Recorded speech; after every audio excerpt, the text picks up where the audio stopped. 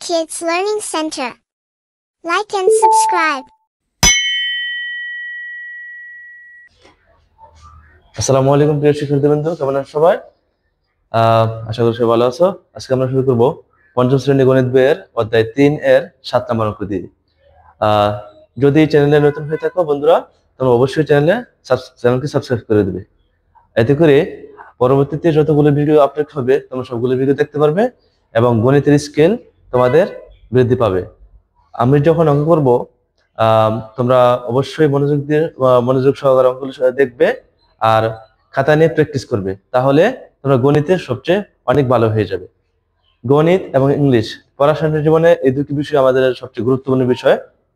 কাজেই আমরা যখন পড়াশোনা করব তখন গণিত এবং ইংলিশটাই বেশি বেশি পড়বো, তারপরে অন্যান্য যে বিষয়গুলো আছে বাংলা, বিজ্ঞান, অন্যান্য বিষয়গুলো পড়বো। তাহলে চলো আমরা বন্ধু শুরু করি। অঙ্ক শুরু হবে 7 নম্বর অঙ্ক দিয়ে। 7 নম্বর অঙ্ক কি আছে দেখো, বলছে জালাল সাহেবের মাসিক বেতন ৮,৭৬৫ টাকা।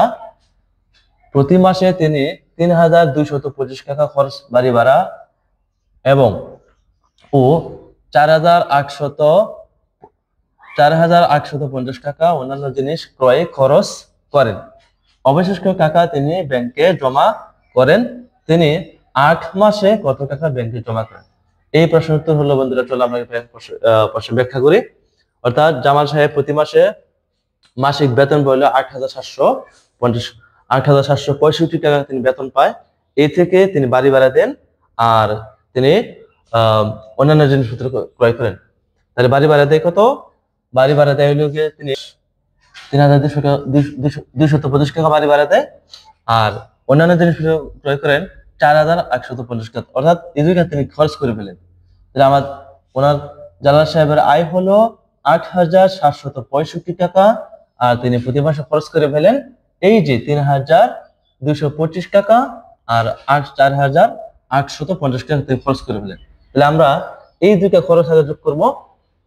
খরচগুলো যোগ করার পর আমরা মোট যে তিনি বেতন পান 8,765, তা থেকে আমরা বিয়োগ করবো। বিয়োগ করার পর যা থাকে তিনি তা কি করবেন? বাসায় রাখবেন না, কোথায় রাখবেন? তিনি ব্যাংকে জমা করে দেবেন। তার ভবিষ্যৎ সঞ্চয়ের জন্য কি করবেন? ব্যাংকে জমা করে দেবেন। তিনি খরচগুলো বাদ দেওয়ার পর ব্যাংকে যা জমা দিবেন তা হবে 1 মাসের জমা। তাহলে প্রশ্ন শেষে বলছে তিনি 8 মাসে কত টাকা জমা করবেন। তাহলে আমরা ওই 1 মাসে যত জমা দিবে তাকে আমরা 8 দিয়ে গুণ করলে আমরা 8 মাসের অ্যামাউন্টটা পেয়ে যাবো। চলো তাহলে অঙ্ক শুরু করি বন্ধুরা। আমাদের অঙ্ক শুরু হবে এখান থেকে। প্রতি মাসে তিনি বাড়ি ভাড়া দেন এত এবং খরচ করেন এত টাকা। তাহলে আমরা লিখতে পারি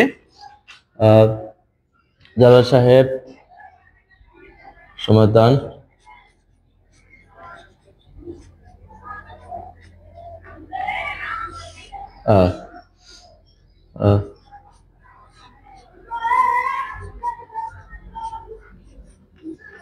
প্রতি মাসে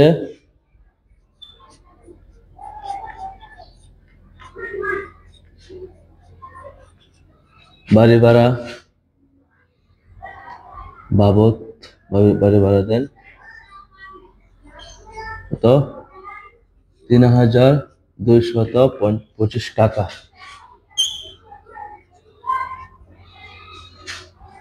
প্রতি মাসে বাড়ি ভাড়া দেন 3,250 টাকা। প্রতি মাসে অন্যান্য খরচ করেন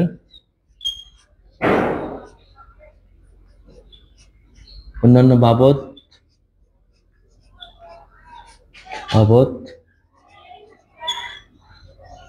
খরচ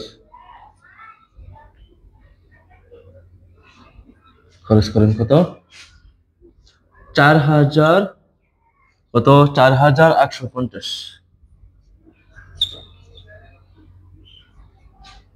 তাহলে তিনি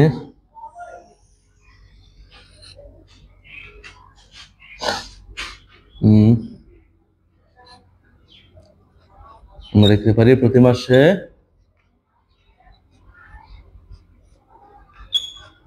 তিনি খরচ করেন, তিনি মোট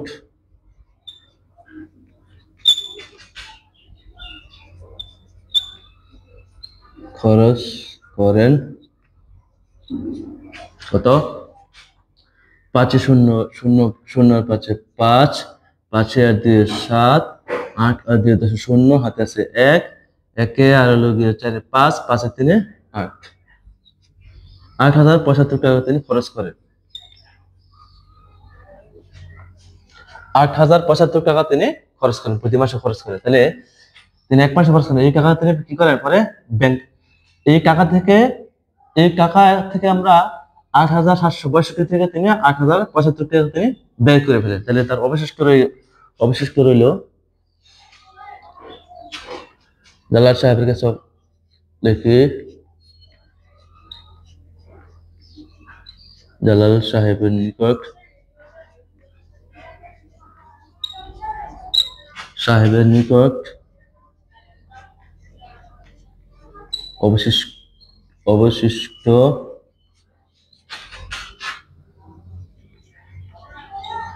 অবশিষ্ট রইল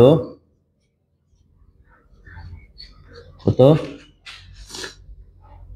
আমরা 8,765 আমরা লিখি, 8,765 থেকে বাদ যাবে খরচ, 8,075 টাকা বাদ যাবে। বিয়োগ করলে কত হয় দেখি, বিয়োগ করলে হয় 5 আছে, 5 মিলে আছে 0, 7 আছে 16 হবে, 9 হলে হাতে আছে 1, হাতের 1 এখানে মিলবে 0, 0 আছে 7 হবে, 6 হলে হাতে নাই, 8 মিলে আছে 0। তাহলে তিনি প্রতি মাসে তার কাছে অবশিষ্ট তিনি 8,765 টাকা বেতন থেকে তিনি 8,075 টাকা খরচ করার পর ওনার কাছে আর থাকে 690 টাকা। এই টাকা তিনি প্রতি মাসে ব্যাংকে জমা দেন। তাহলে আমরা এক মাসে জমা দেয় এত, তাহলে আমরা লিখতে পারি এক মাসে জমা দেয় 690 টাকা, সুতরাং 8 মাসে জমা দিবে তিনি কত, আমরা লিখি, আমরা লিখতে পারি তিনি এক মাসে ব্যাংকে জমা করেন, এক মাসে তিনি জমা করেন 690, সুতরাং 8 মাসে ব্যাংকে জমা করবেন। অবশ্যই কি বেশি হবে, বেশি হলে আমরা কি জানি গুণ হয়।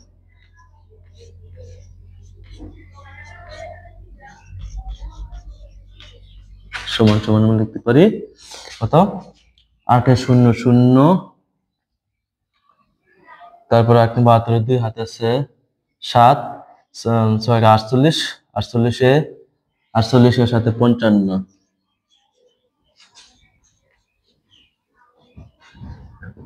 এই ছিল বন্ধুরা আমাদের অঙ্ক। জালাল সাহেব প্রতি মাসে ব্যাংকে 8 মাসে জমা দিবেন, 7,520 টাকা তিনি ব্যাংকে জমা দিবেন। কেমন লাগছে বন্ধুরা অঙ্কগুলো? অঙ্কটা অবশ্যই জানাবে, আশা করি তোমাদের কাছে ভালো লাগছে। একটু বাংলাকে বেশি লিখছি তোমাদের সহজের জন্যই, বাংলাগুলো বেশি লিখলে অঙ্ক একটু সুন্দর লাগে দেখতে। তাহলে আমরা প্রতি মাসে বাড়ি ভাড়া দেয় কত, 3,225 টাকা। জালাল সাহেব তিনি অন্যান্য বাবদ খরচ করেন 4,850 টাকা, 4,850 টাকা।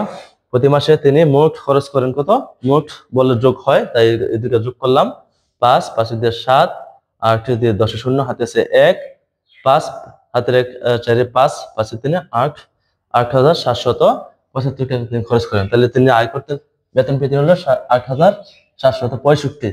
তাহলে আমরা জালাল সাহেবের নিকট অবশিষ্ট রইল, অবশিষ্ট মানে ওইটা থেকে এই বেতন থেকে আমরা খরচটা বাদ দিলেই আমাদের অবশিষ্ট অ্যামাউন্ট বের হয়ে যায়।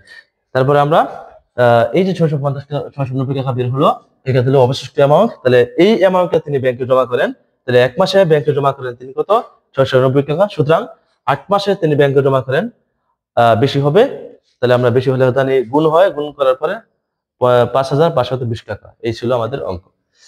ঠিক আছে বন্ধুরা, ধন্যবাদ। চলো আমরা এর পরবর্তী অঙ্ক আমরা শুরু করি। অঙ্ক শুরু হবে 8 নম্বর অঙ্ক।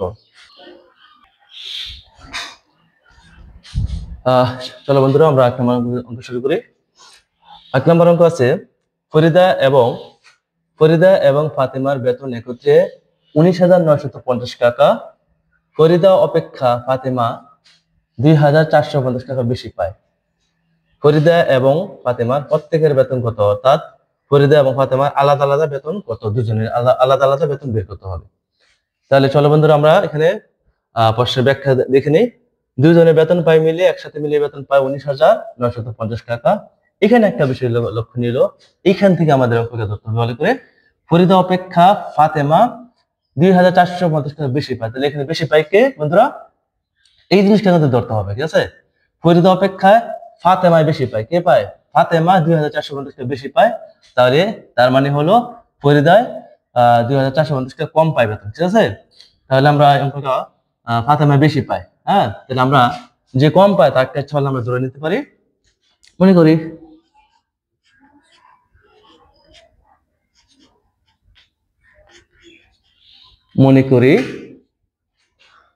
কম পায় কি? ফরিদা কম পায়। মনে করি ফরিদা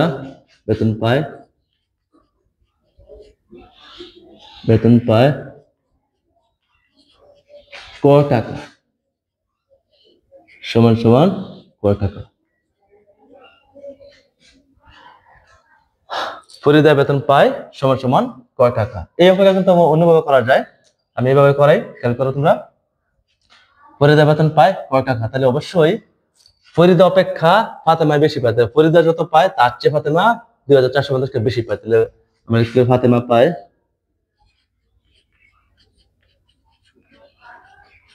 ফাতেমা বেতন পায় ফরিদা অপেক্ষা মানে ফরিদার চেয়ে 2450 টাকা বেশি পায়, তাহলে ফরিদার হলো গিয়ে ফরিদার হলো ক, তার চেয়ে আরো 2450 টাকা সে বেশি পায়, ঠিক আছে? এই ছিল আমাদের অঙ্ক। এখন আমরা দেখব প্রশ্ন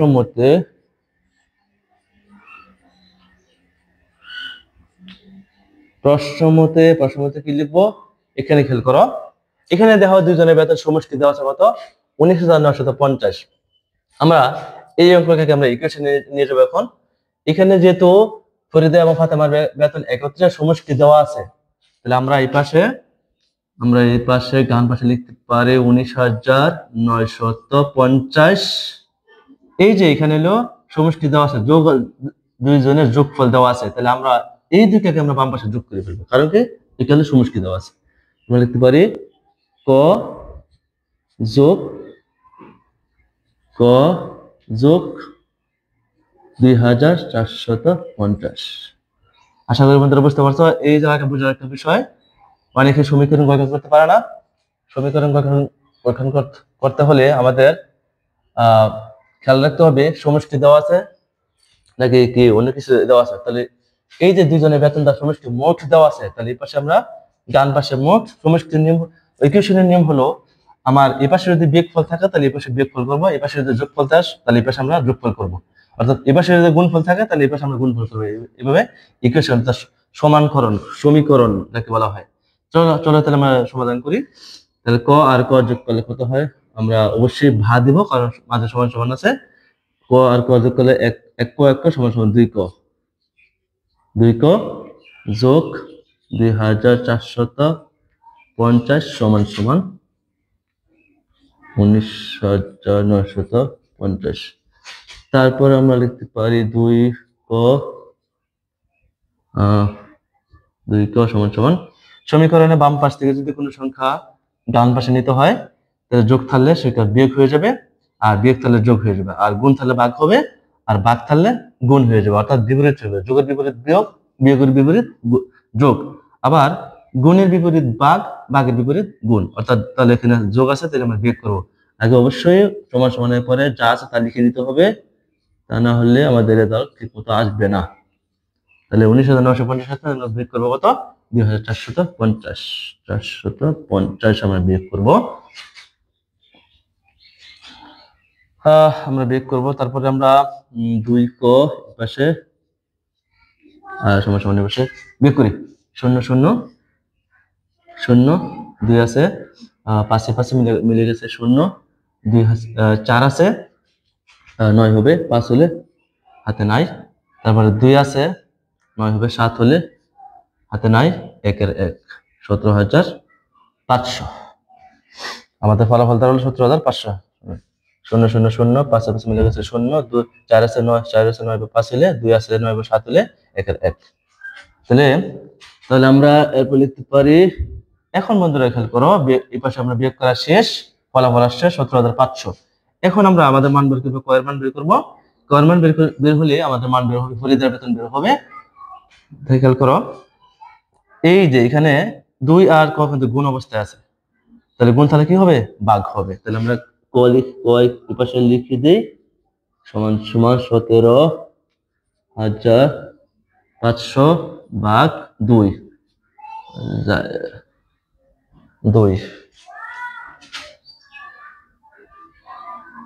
আচ্ছা, সুতরাং ক সমান সমান ভাগ করলে কত হয়, 17,500 কে ভাগ করলে কত হয়, 250 আর যে কত,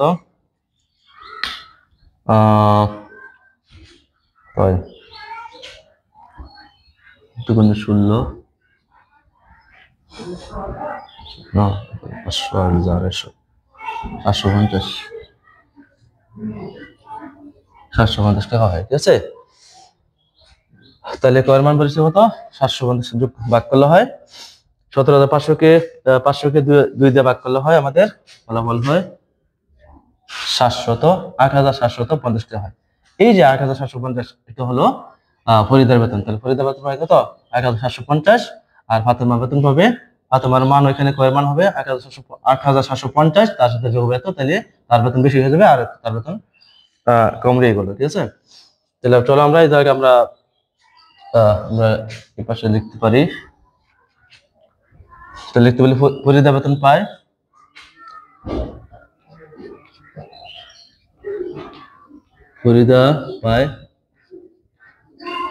কত, 8,750। তাহলে ফাতেমা পাবে এই যে কয়ের মান কয়ের জায়গাকে, এই যে কয়ের মান তো বেরিয়েছে 8,750, এই কয়ের জায়গা দিয়ে বসবে 8,750 যোগ আগে পেতে কত, বেশি পেছে কত, এই যে এখানে বেশি পেছে 2,450, দেখা যায় কিনা।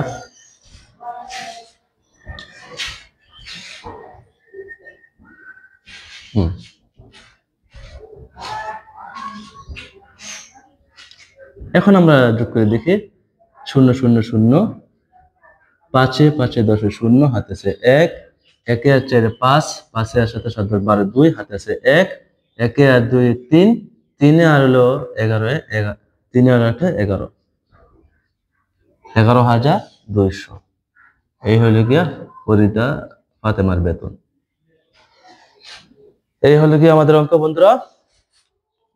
তাহলে ফরিদা আমরা যখন তুলনা, দুইজনের মাঝে যখন তুলনা হবে, তার চেয়ে তার বেশি, তার চেয়ে তার কম, তখন আমরা কম বেশি বললে আমরা কি করব, যেটা ছোট সেটা আমরা, যেটা কম বা ছোট সেটা আমরা আগে ধরে নিব, ঠিক আছে। ধরে নিলে অঙ্ক করতে সুবিধা হবে। তাহলে আমরা এখানে খেয়াল করলাম, ফরিদা অপেক্ষা ফাতেমা 2,400 বেশি পায়, তাহলে ফাতেমা বেশি পায়, তাহলে ফরিদা কম পায়, তাহলে আমরা ফরিদা ধরে নিব।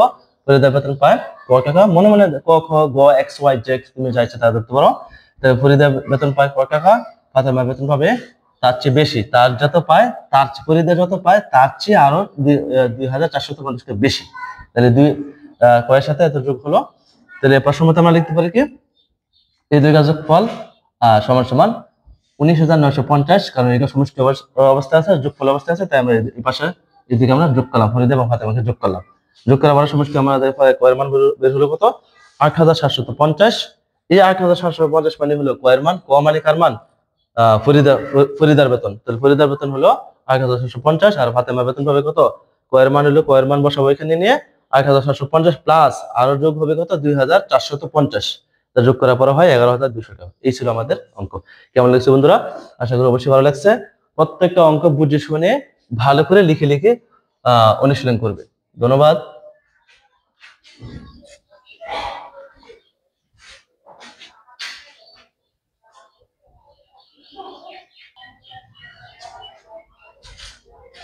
বন্ধুরা, এবার আমরা সমাধান করব 9 নম্বর অঙ্ক। রাজু এবং রনির একত্রে 690টি লিচু আছে। রাজু অপেক্ষা রনির 86টি লিচু কম আছে। রাজু এবং রনির প্রত্যেকের কতটি করে লিচু আছে। তাহলে রাজু এবং রনির প্রত্যেকের কতটি করে লিচু আছে তা আমাদের বের করতে হবে। অঙ্ক আমরা খেয়াল করার বিষয় হলো এখানে আমাদের উপরে রাজু এবং রনির মোট 96 আছে, ওকে ফাইন। কিন্তু এখান থেকে খেয়াল করতে হবে আমাদের রাজু অপেক্ষা রনির 86 লিচু কম আছে। তাহলে কম আছে কার? এবার কম আছে আমাদের, খেয়াল করো বন্ধুরা, এই যে রনির কম আছে, রাজু অপেক্ষা রনির 86 লিচু কম আছে। তাহলে রনির কম আছে আর রাজুর বেশি আছে। তাহলে আমরা ধরে নিব রনিকে ধরবো, যেহেতু রনির কম আছে তাহলে রনিকে আমরা বের করবো আগে, ঠিক আছে? তাহলে আমরা মনে করি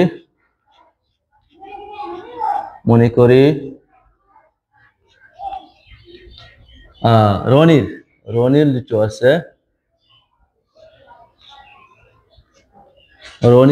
আছে,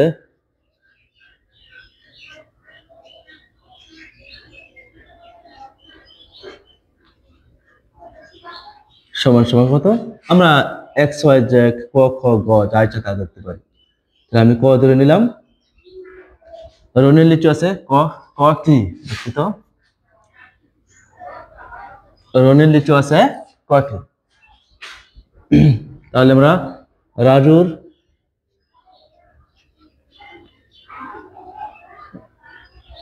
লিচু আছে বেশি, রনিতে 86 বেশি হবে তার। তাহলে রনির আছে ক, এই ক আমরা এখানে এই ক এখানে বসে, রাজুর বেশি আছে তাই আমরা 86 দিয়ে ধরতে পারি, 86। হ্যাঁ, আচ্ছা, এবার আমরা লিখবো প্রশ্নমতে কি লিখবো?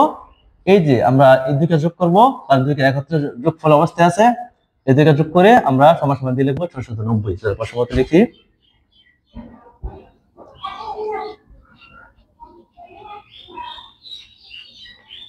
প্রশ্নমতে ক যোগ 86, ক যোগ 86 সমান সমান 690।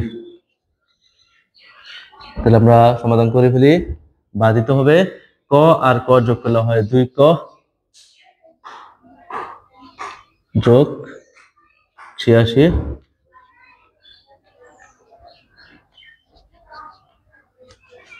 আমরা এখন এই 2 ক বাম পাশে রেখে দেবো আর 86 আমরা ওই পাশে নিয়ে যাবো, ডান পাশে নিয়ে যাবো। তাহলে 2 ক পাশে আমরা বাম পাশে রেখে দেই, সমান সমান 690।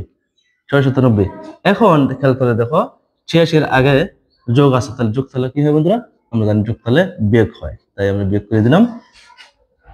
বা 2 ক সমান সমান বিয়োগ করে 6 আছে 10 হবে 4 হলে হাতে আছে 1, 9 হাতে রেখে আর 8 এ 9 9 মিলে গেছে 0, 6 এর 6 604, 604 এখানে। আর এরপর আমরা কি করব? এই যে আমরা ক রেখে দেব আর 2 আমরা ওই পাশে নিয়ে যাবো। তাহলে আমরা জানি 2 আর ক গুণ অবস্থায় আছে, তাহলে আমরা ক রেখে দিই, সমান সমান 604 ভাগ করব কত? 2 দিয়ে ভাগ করব, ঠিক আছে? আমরা কিন্তু 2 4 এর নিচে দাও আমরা দাগ দিয়ে লিখতে পারি, এভাবে লিখতে পারি, ইচ্ছা।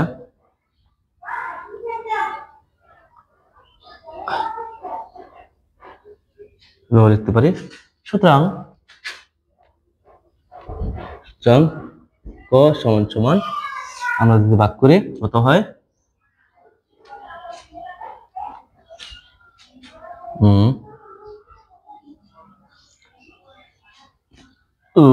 604 কে ভাগ করলে কত হয়? রাজু আর রনির কম আছে, রনি কত? 312, 12 কি 302, কত? 2 দেয়া 302, রাইট।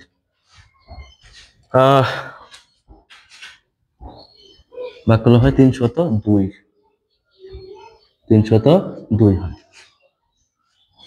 তাহলে বন্ধুরা খেয়াল করো, এই ক মানে কে? ক মানে হলো গিয়া রনি লিচু আছে কত? 302। তাহলে আমরা লিখতে পারি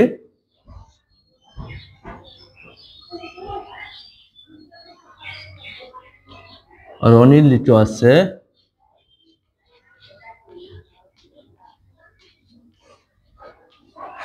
কত? 302টি, আর রাজুর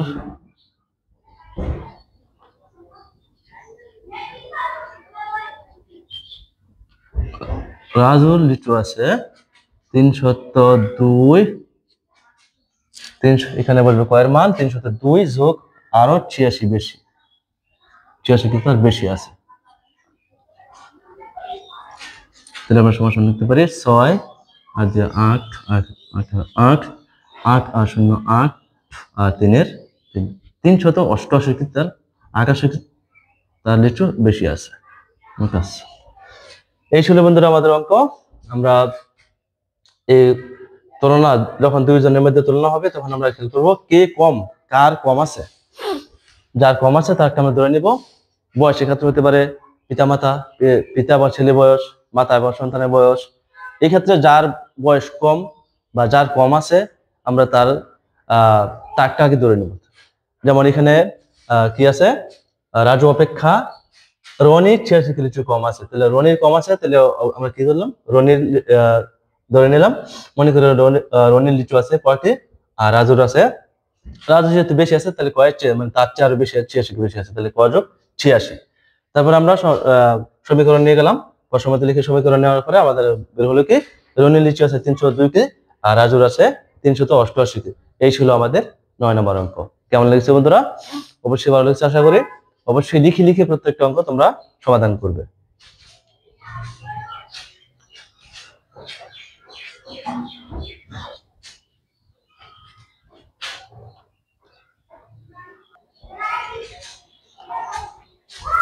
বন্ধুরা এবার আমরা করব 10 নম্বর অঙ্ক। 10 নম্বর অঙ্ক চলো আমরা কি আছে আমরা দেখে নিই। 10 নম্বর অঙ্ক আছে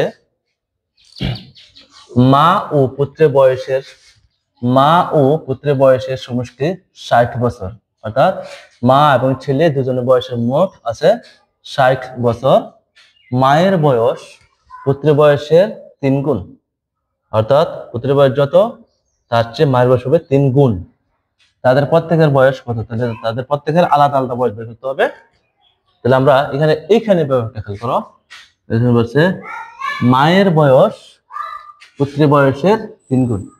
তাহলে বন্ধুরা আমরা জানি এখানে যেহেতু মায়ের বয়স পুত্রের বয়সের 3 গুণ, তাহলে এখানে ছেলে ছোট পুত্র ছোট এবং মা অবশ্যই বড়। তাহলে আমরা আগে সন্তানের বয়স ধরে নিব। ধরে নিই, মনে করি বসো, মনে করি পুত্রের বয়স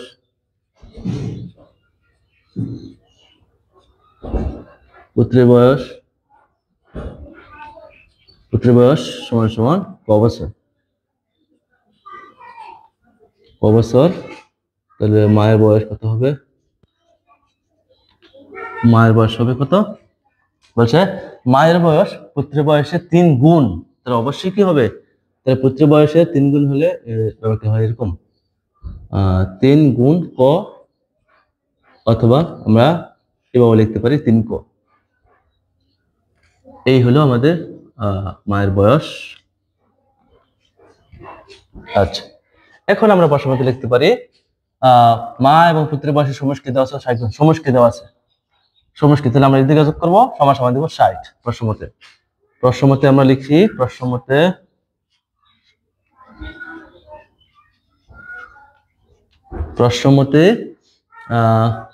ক যোগ 3 ক, ক যোগ 3 ক সমান সমান 60। তাহলে আমরা করি 3 ক আর হলো 1 ক যোগ করলে হয় 4 ক, 4 ক সমান সমান 60। 4 আর ক গুণ অবস্থায় আছে, তাহলে গুণ অবস্থায়, তাহলে আমরা লিখি ভাগ হবে, তাহলে আমরা লিখি ক সমান সমান 60 4 দ্বারা ভাগ করি, সুতরাং ক সমান সমান 4 15 60। তাহলে এই যে ক এর মান হলো 15, ক মানে কি, ক মানে হলো পুত্র, তাহলে পুত্রের বয়স কত বললো, আমরা লিখতে পারি পুত্রের বয়স 15 বছর। পুত্রের বয়স সমান সমান 15 বছর। মায়ের বয়স হবে কত, 3 ক, আমরা লিখি 3 ক 3 এর জায়গায় 3 রয়ে গেল, আর হলে ক গুণ আছে গুণ ক এর মান কত 15, ক এর মান হলো 15 সমান সমান 3 15 45। এই ছিল আমাদের মায়ের বয়স। এই ছিল অঙ্ক বন্ধুরা। কেমন লেগেছে? আশা করি অবশ্যই ভালো লাগছে। অবশ্যই প্রত্যেকটি অঙ্ক তোমরা লিখে ভালো করে সুন্দর করে বুঝে শুনে তারপর অঙ্ক করবে, তাহলে তোমরা অঙ্কে খুব ভালো হবে। কেমন লেগেছে বন্ধুরা অবশ্যই জানাবে।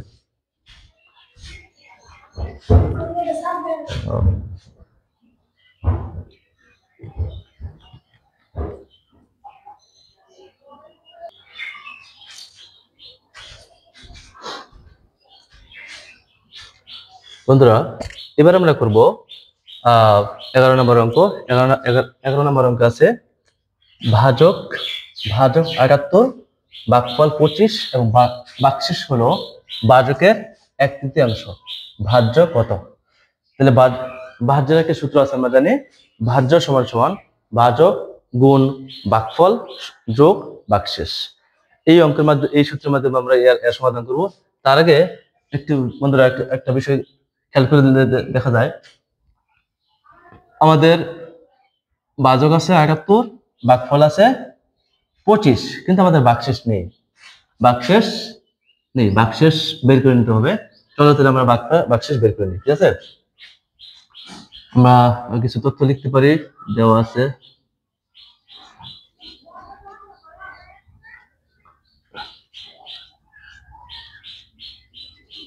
আছে ভাজক সমান সমান 78,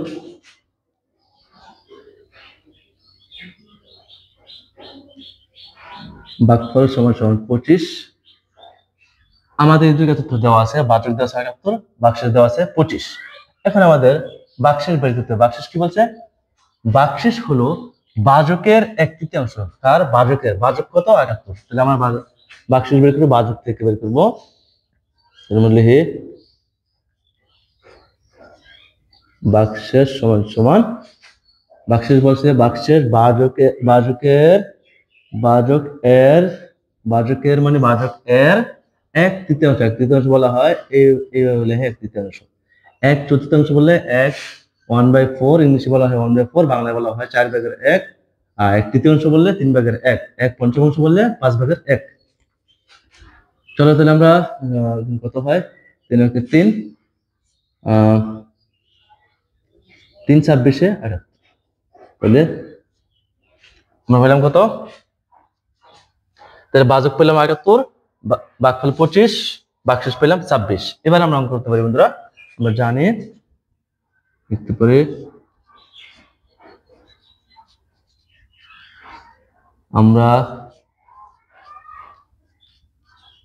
আমরা জানি ভাজ্য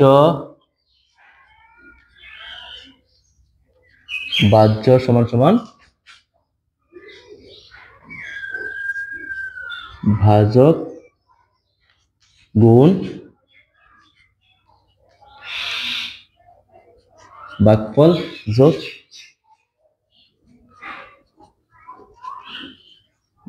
ভাগশেষ। তাহলে আমরা খেয়াল করো, ভাজকের মান আছে কত? 78, ভাজকের মান বসালে 78 যোগ ভাগফলের মান আছে কত? 25, ভাগফল বসালাম 25 যোগ ভাগশেষ দেওয়া আছে কত? 26, ভাগশেষ দিলাম 26। তাহলে এখানে আমরা হিসাব করানোর নিয়ম অনুযায়ী আমরা আগে গুণের কাজ করবো, তারপর যোগের কাজ করবো। তাহলে গুণ করলে 78 আর 25 গুণ করলে কত হয় দেখি?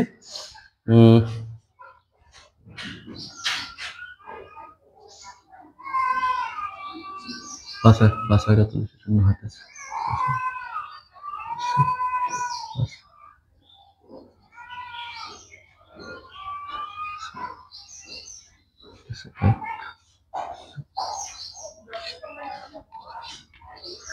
উনিশশো ষাট লাগে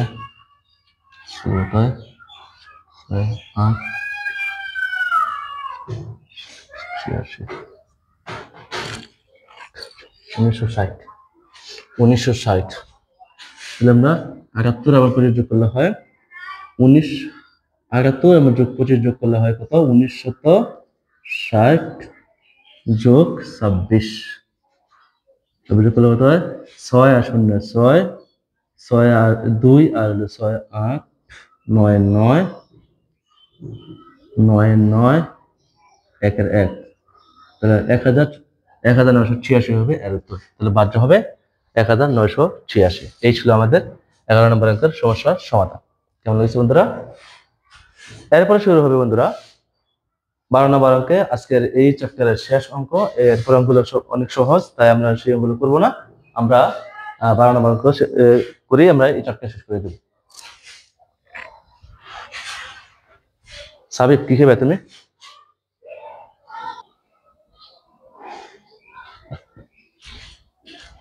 বন্ধুরা এবার আমরা করবো 12 নম্বর অঙ্ক। 12 নম্বর অঙ্ক আছে ভাজ্য আছে 8903, ভাজক আছে 87 এবং বাক্সেস আছে 29। আমাদের বের করতে হবে ভাগফল কত। ভাগফল বের করতে হবে। তাহলে আমরা এই ধরনের অঙ্কগুলো করার সময় বারবার সূত্র এক এক সময় বারবার সূত্র ব্যবহার না করে আমরা জানি প্রত্যেকটা সূত্র আছে, ভাজকের সূত্র আছে, বাক্সেসের সূত্র আছে, ভাগফলের সূত্র আছে, ভাজ্যের সূত্র আছে। তাহলে আমরা 4টা সূত্র মুখস্থ করা লাগে। তাহলে আমরা 4টা সূত্র মুখস্থ না করে একটি সূত্রের মাধ্যমে কিভাবে করব তাই আমরা দেখাবো অঙ্ক। চলো বন্ধুরা আমরা অঙ্ক শুধু একটি সূত্রের মাধ্যমে আমরা অঙ্কটি দেখাবো। সে ভাজ্যের সূত্র পারলে আমরা এই অঙ্ক সমস্যার সমাধান করতে পারবো। তার মানে আমাদের অন্য কোনো অঙ্ক অন্য কোনো সূত্র শিখা লাগতেছে না। আমরা ভাজ্য সমান সমান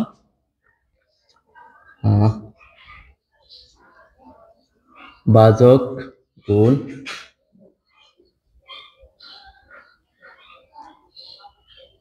ভাগফল যোগ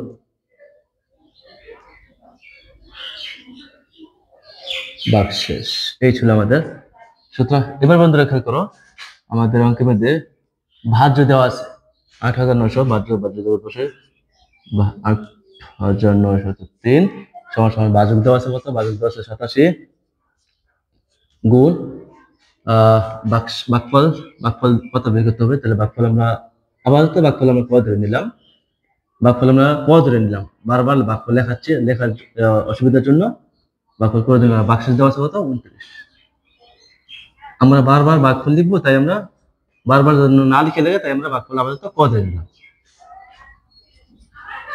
আচ্ছা, তাহলে আমরা বন্ধুরা খেয়াল করো, আমরা পুরো এই ডান পাশে যা আছে তা বাম পাশে নিয়ে আসি, আর ডান পাশে যা আছে তা বাম পাশে। আমরা চাইলে এই পাশ থেকে এই পাশে আমরা করতে পারি, স্থানান্তর করতে পারি। আমরা এইভাবে না করে আমরা অঙ্কের সৌন্দর্য বজায় রাখার জন্য আমরা দুই পাশকে আমরা স্থানান্তর করি। তাহলে আমরা কি করবো? 87 গুণ ক যোগ 29 সমান সমান আর 8903 এসে করবো এই পাশে ডান পাশে। তাহলে আমরা খেয়াল করো, প্রথমে আমরা এই যে 29কে আমরা ওই পাশে নিব। তাহলে 87 গুণ ক এই পাশে থাকবে, আর 29 ওই পাশে যোগ আছে, যোগ তাহলে কি হবে? বিয়োগ হবে। তাহলে 29 বিয়োগ করে ফেলি। তাহলে আমাদের 87 থাকবে এই পাশে, 87 গুণ ক সমান সমান বিয়োগ করে 9 আছে 13, 9 আছে 13, হাতে আছে 1, 9 আছে 4 হবে, 13 4 হলে হাতে আছে 1, 1 এর 2 3, 3 আছে 10, 3 আছে 10 7 হলে হাতে আছে 1, 1 আছে 9 8 হলে আর হাতে নাই 8 এর 8। এই হলো আমাদের বিয়োগফল। তারপর আমরা কি করবো? এই 87 আমরা গুণ অবস্থায় আছে, গুণ তাহলে আমরা ওই পাশে দিয়ে ভাগ করবো।